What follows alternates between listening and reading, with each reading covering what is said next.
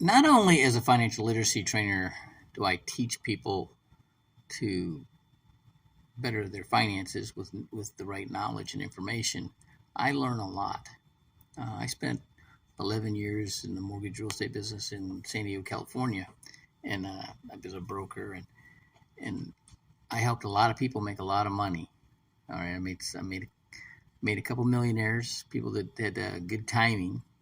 I helped them get these properties. I had one guy buy 14 properties in 14 months, and he had a crystal ball or something because he sold them all at the right time, and took $2 million in equity with them. Now, I've been working on a strategy for a while using IRS code 453, the installment sales agreement, with the IRS code 7702 alpha, which allows your money to grow tax deferred and be able to take it out tax advantage, which means you don't pay tax out of a life insurance policy. So there's no way to get out of paying capital gains. Eventually, you're going to have to pay it, even if you do a 1031 exchange and extend it further down the road. At some point, that property tax has got to be paid. I'm sorry, the capital gains have to be paid.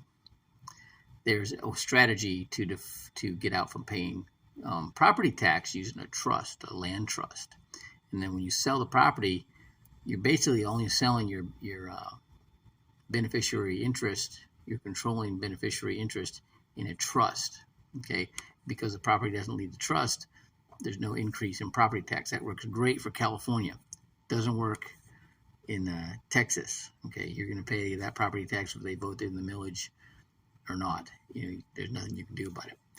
But there's also trust strategies for selling real estate that can defer your capital gains further down the road.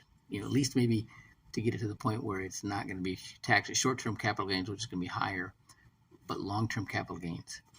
And you can do the installment sale. You'll pay just the capital gains on that installment, whether it's a monthly installment, quarterly, or annually. All right, and then you can put it into Index Universal Life, pay the premium. It's going to grow tax deferred, and it'll be tax advantage when you take it out. That's for under $1 million. If it's over $1 million, you use a trust or bring in a third-party fiduciary. They buy the property and they lend it to you on a 30-year balloon. You don't have to pay it back in 30 years. And if you get a 7% return, it'll double 3 times before you have to pay it back tax-free.